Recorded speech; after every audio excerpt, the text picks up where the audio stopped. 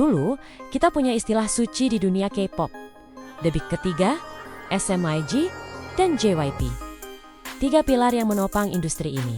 Masuk ke salah satu dari mereka adalah jaminan sukses instan. Tapi, teman-teman, kita sekarang ada di tahun ke-2026. Peta kekuasaan itu sudah berubah total. Ada gajah di dalam ruangan bernama HYBE yang market cap-nya jauh di atas mereka semua. Tapi hari ini, kita tidak akan bicara soal HYBE. Kita akan kembali ke akar persaingan klasik. Pertarungan harga diri antara 3 raksasa asli, pertanyaannya sederhana. Di tahun 2026 ini, siapa yang sebenarnya menang? Apakah SM yang pendapatannya masif, tapi manajemennya sering bikin pusing fans? Apakah JYP yang diam-diam mencetak profit margin gila-gilaan lewat tur dunia? Atau YG yang nasibnya sering dibilang tergantung pada satu girl group legendaris? Siapkan popcorn kalian, karena kita akan membedah laporan keuangan, strategi artis, dan drama di balik layar. Let's dive into the money war. Oke, mari kita bicara angka. Strictly business. Kalau kita lihat data penutupan pasar saham di awal 2026, ada satu fakta yang mengejutkan. Secara market cap nilai pasar perusahaan, SM Entertainment dan JYP Entertainment saling kejar-kejaran di angka 2 triliun won lebih. SM, dengan segala drama internalnya pasca era Lee Soo-man dan masuknya Kakao, ternyata masih menjadi mesin pencetak uang yang masif. Laporan Q2 dan Q3 tahun 2025 kemarin menunjukkan pendapatan mereka tembus 300 miliar won per kuartal. Kenapa? Karena mereka punya volume album fisik, merchandise, dan IP yang bejibun. SM itu ibarat supermarket raksasa. Barangnya banyak. Mereka punya NCT dengan berbagai unitnya, aespa yang terus memecahkan rekor, Rise yang sukses besar, dan legacy act seperti SHINee atau Red Velvet yang masih aktif tour. Cash flow mereka deras sekali. Tapi tunggu dulu, lihat JYP.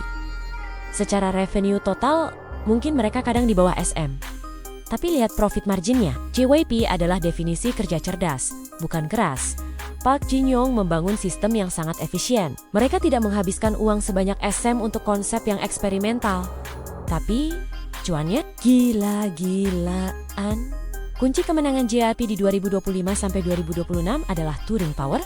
Stray Kids dan Twice adalah monster tour global. Mereka menjual habis stadion di Amerika dan Jepang dengan biaya produksi yang terkontrol. Jadi, uang yang masuk ke kantong perusahaan itu bersih dan tebal.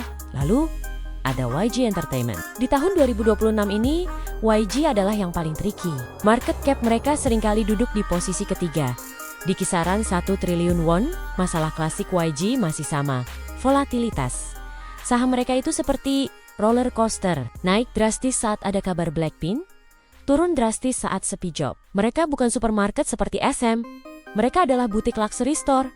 Barangnya sedikit, tapi mahal. Tapi kalau tokonya tutup libur panjang, ya tidak ada pemasukan. Uang datang dari artis. Mari kita bedah pasukan mereka di tahun ke-2026. 1. SM Entertainment, The Army of Content. SM menang di kuantitas dan loyalty. aespa di tahun 2025 sampai 2026 sudah bukan lagi rookie. Mereka adalah leader generasi ini. Konsep metaverse mereka mungkin membingungkan bagi sebagian orang. Tapi salesnya nyata. Lalu ada NCT. Meski sistem ekspansinya sudah berhenti atau berubah, fandom mereka adalah salah satu yang paling loyal dan spending powernya tinggi. Dan jangan lupa Rise, yang sukses menarik demografi non-K-pop fans dengan musik easy listeningnya. SM punya fondasi yang sangat luas. Jika satu grup hiatus, 5 grup lain siap comeback. 2. JYP Entertainment, The Global Touring Machines. JYP punya strategi yang jelas. Go West, Stray Kids adalah tulang punggung JYP saat ini. Popularitas mereka di pasar barat US dan Europe menutupi segala kekurangan di pasar domestik Korea. Twice, mereka sudah jadi legenda yang tinggal memetik hasil panen tur stadion. ITZY dan NMIXX juga punya pasar niche yang kuat. JYP tidak butuh artisnya jadi nomor 1 di chart Melon setiap hari. Mereka cuma butuh artisnya bisa jual tiket konser di Los Angeles dan Tokyo, dan strategi itu berhasil. 3. YG Entertainment, The High Stakes Gambler. Nah, YG, di tahun 2025 kemarin, kita akhirnya melihat kejelasan status Blackpink. Tur dunia 2025, mereka memang sukses besar dan menyelamatkan laporan keuangan YG tahun itu. Tapi ingat, member Blackpink secara individu sudah tidak di YG. Ini artinya Y. G harus membagi kue keuntungan yang lebih kecil dari aktivitas grup dan 0 besar dari aktivitas solo Lisa, Jennie, Rose, atau Jisoo. Semua beban sekarang ada di pundak Baby Monster dan Treasure. Baby Monster setelah debut yang penuh lika-liku, akhirnya menemukan pijakannya. Tapi apakah mereka sudah bisa menghasilkan uang setara Blackpink? Belum. Treasure punya fandom kuat di Jepang dan Asia, tapi mereka belum menembus pasar barat sekuat Stray Kids atau pasar domestik sekuat Seventeen. YG sedang berjudi. Bisakah Baby Monster menjadi the next breadwinner sebelum Blackpink hiatus lagi? Tentu saja, tidak ada yang sempurna. Masing-masing punya bom waktu. Masalah SM di identitas dan manajemen. Masalah terbesar SM di 2026 masih sisa. Sisa dari perang SM ke 3.0 sejak ditinggal di Suman dan dipegang Kakao. Banyak fans merasa Soul SM agak berubah. Keluhan tentang overworking artis, penanganan skandal yang buruk, ingat kasus privasi artis, dan kualitas A dan R yang kadang hit or miss. SM punya uang, tapi mereka sering kehilangan kepercayaan fans. Jika mereka terus-terusan membuat fans marah, loyalitas itu bisa luntur. Masalah JYP Music Quality Fatigue. Kritik terbesar buat JYP selalu soal musik. Banyak yang bilang lagu-lagu grup JYP sering hit or miss di chart Korea belakangan ini. Ketergantungan pada JYP Sound atau produser internal kadang bikin musik mereka terasa repetitif. Secara finansial mereka aman, tapi secara relevansi budaya pop, mereka harus hati-hati agar tidak dianggap membosankan dibandingkan inovasi gila SM atau swagnya YG. Masalah YG, ketergantungan akut risiko YG adalah yang paling nyata. Tanpa intellectual property IP yang banyak, satu skandal atau satu penundaan comeback bisa bikin saham mereka terjun bebas. Mereka terlalu bergantung pada star power. Jika Baby Monster tidak segera mencapai level superstar global, YG akan kesulitan mengejar valuasi SM dan JYP. Mereka butuh lebih dari sekadar adiknya Blackpink. Mereka butuh monster baru. Jadi, siapa pemenangnya di tahun 2026?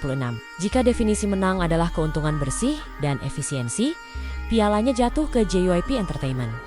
Mereka adalah bisnis yang paling sehat, minim drama, tur jalan terus, uang masuk lancar, Park Jin-young bisa tidur nyenyak. Jika definisi menang adalah skala, dominasi pasar, dan relevansi budaya, pemenangnya adalah SM Entertainment. Meskipun manajemennya berantakan, roster artis mereka terlalu kuat untuk gagal. Mereka masih menjadi standar emas visual dan vokal K-pop, dan YG adalah wildcard. Mereka mungkin tidak menang secara statistik tahunan dibandingkan dua lainnya, tapi mereka punya hype yang tidak bisa dibeli dengan uang. Saat mereka merilis sesuatu, dunia berhenti sejenak. Tapi di dunia bisnis, berhenti sejenak saja tidak cukup untuk membayar tagihan jangka panjang.